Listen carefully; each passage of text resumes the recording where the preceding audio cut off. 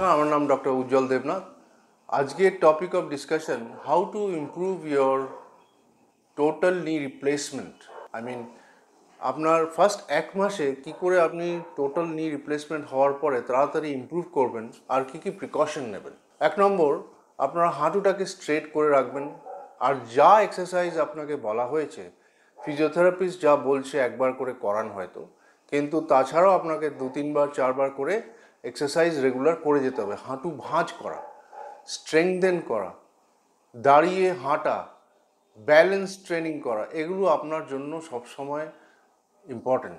কোনোভাবে কোনো ইনফেকশন যাতে না হয় সেটার দিকে আপনার নজর করা উচিত। যেরকম কোনো ডেন্টাল ব্যথা হলো বা দাঁতের ব্যথা হলো, ওখান থেকে ইনফেকশন আপনার ছড়াতে পারে হাঁটুতে, বা কোল্ড অ্যান্ড কাফ হতে পারে, সেগুলো যাতে আপনি কন্টিনিউয়াসলি রেস্ট্রিক্ট করেন। কী করে? ওষুধ খেয়ে বা ডাক্তার দেখিয়ে। আর কোনোভাবে হাঁটুতে ব্যথা হলে আপনি ডাক্তারকে রিপোর্ট করবেন সঙ্গে সঙ্গে, আর এক্স-রে করিয়ে দেখে নিতে হবে যে কোনোভাবে কিছু ইনজুরি হয়েছে কিনা। আর পড়ে যাবেন না, কেননা ব্যালেন্স অনেক সময় থাকে না, পড়ে যাওয়ার ভয় থাকে, তাতে কি হাঁটু ফ্র্যাকচার হতে পারে ওই হাঁটু রিপ্লেসমেন্টের জায়গায়। সেই জায়গাটা যাতে তৈরি না হয় তার জন্য আপনাকে স্ট্রেংথ আর ব্যালেন্স ট্রেনিংটা সবসময় করে যেতে হবে।